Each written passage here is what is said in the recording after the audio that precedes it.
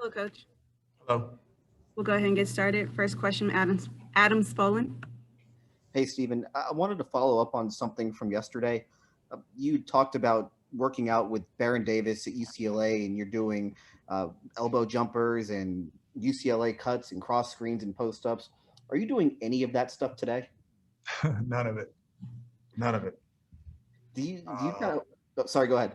No, I was just gonna say, yeah. Work on pull-up jumpers occasionally, like if someone closes out and they run you off the line, getting to your pull-up, but no elbow jumpers, no UCLA to post-ups, no cross screens, none of it. Do you ever look back on those times and just ask yourself, what were we doing then? um Yes and no. I mean, you think about how much success, like we were a really good team back then. And you think about the success that the Utah Jazz had running all of that stuff, like Stockton running the UCLA cut and then going to set the cross screen on Karl Malone and him posting up and, Stockton and Jeff, who's here, getting to the mid-range and all of those things.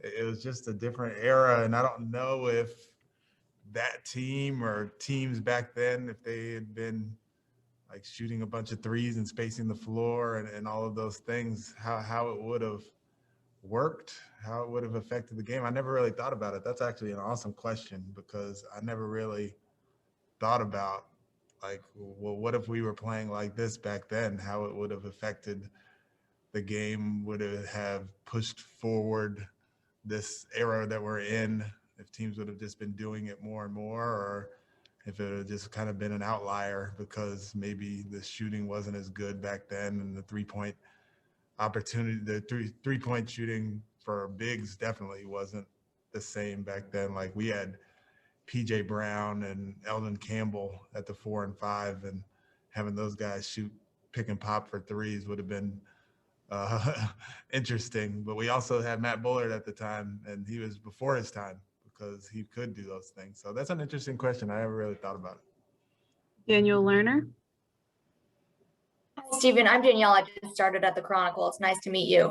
How does Denver not having Jamal Murray affect how they're going to play tonight? Do you expect that you guys will have to adjust anything based on that from the first time that you played him? Yeah, I mean, not having him is one less like dynamic scorer on the floor, obviously, and someone that demands so much attention. The way he's been playing this year, it's I wouldn't say it's easier to play against them, but it's just one less guy that you really have to kind of lock in on. And we were, in our preparation, we were very much focused on Jokić and not necessarily, without Murray, it's just very, very different. But they're still a very good team. You throw Monte Morris in there, and he can score and make plays for others and make his spot up threes. And the focus goes from Murray to Porter Jr., and what he can do. And it's just a different challenge, I would say. But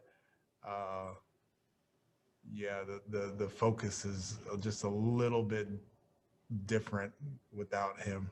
I don't know. I don't really have a good answer for that question, but that's what I got for you. Leonardo Torres. Hi, Coach. It's Leonardo Torres from Peru. Hope you're well. Coach, how do you stop a team coming off 32 assists and moving the ball so well?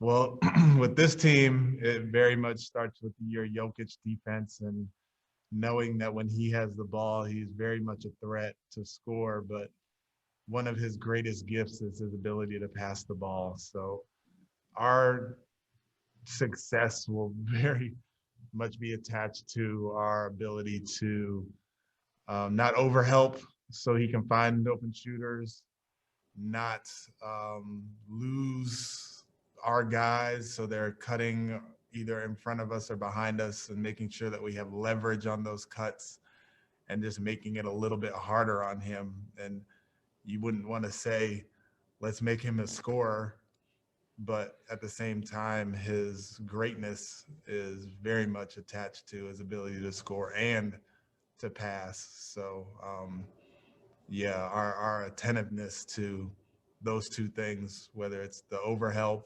or the cuts, are going to hopefully limit their ability to get assists. Brian Thank Beerfield. you. Coach, on Wednesday, John talked about the lack of communication as being one of the issues against the Pacers. Were you all able to correct some of those things on yesterday? Oh, for sure. For sure. Yeah. We talked a lot about a lot of things yesterday. The start of games and that sort of thing, but our communication and early communication, it leads to organization. And in order for us to be organized, we're going to have to, especially in transition, there are a bunch of possessions where we were not pointing, not talking, and allowing them to get open shots. And in the second half, it was better. So, yeah, the communication was a big focus on practice yesterday. Do you have an update on DJ? No update on DJ. DJ's out for tonight and most likely out for the back-to-back. Ben DeBose. Coach, is there any update, since we're talking about injuries, with Sterling? I know you said yesterday that he's a maybe for the back-to-back, and also with Eric and Danuel. Are either of those guys returning in the near future? It's hard to say. Yeah, I would say DJ, Eric, and House are moving slower than Sterling. But I mean, it's probably going to be, I don't know, another week for those guys and to reevaluate. But for Sterling, it's more of a day-to-day type thing. So that's about it. Those guys are moving.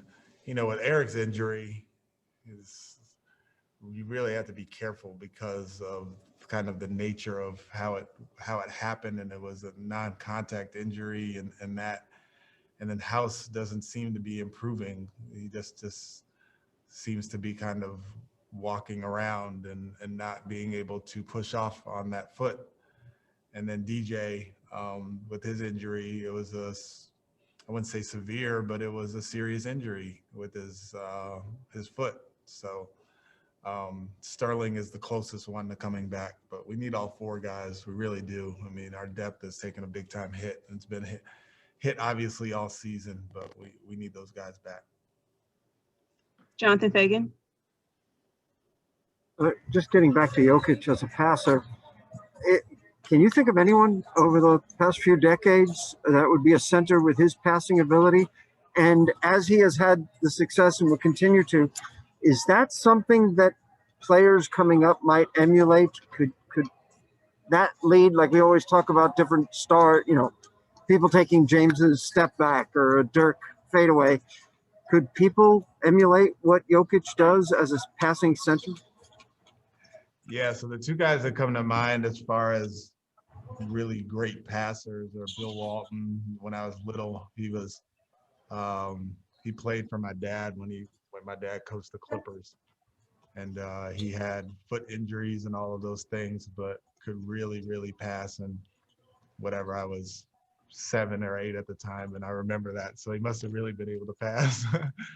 And then Sabonis, when he was with Portland and he couldn't move the way he was able to earlier in his career and didn't have the same athleticism, but whoa, he could really, really pass the basketball. So those are the two guys who kind of stick out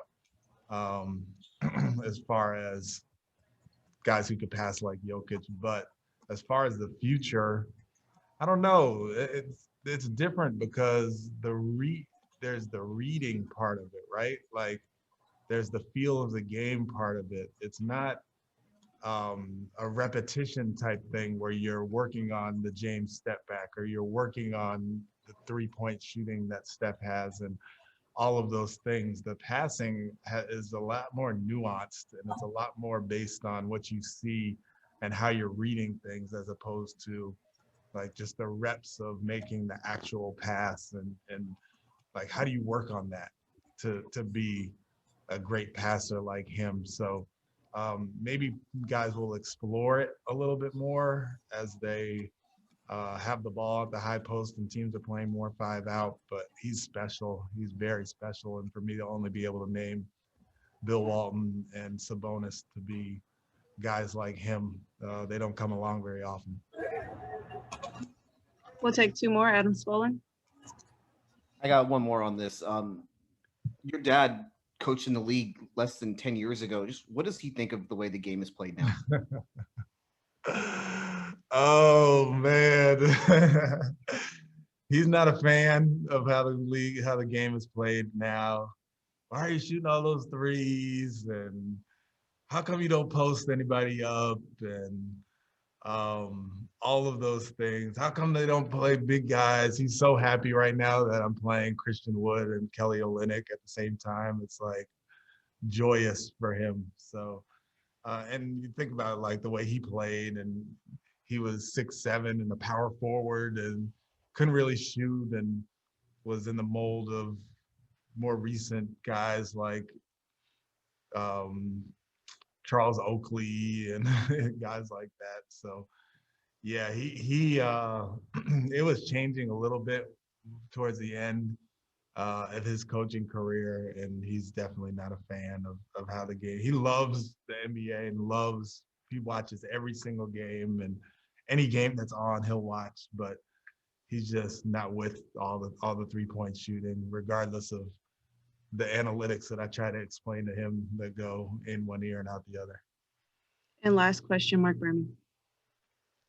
Stephen, can you share your starters tonight? No, I'm not going to share tonight. Thank you, Coach. Yep.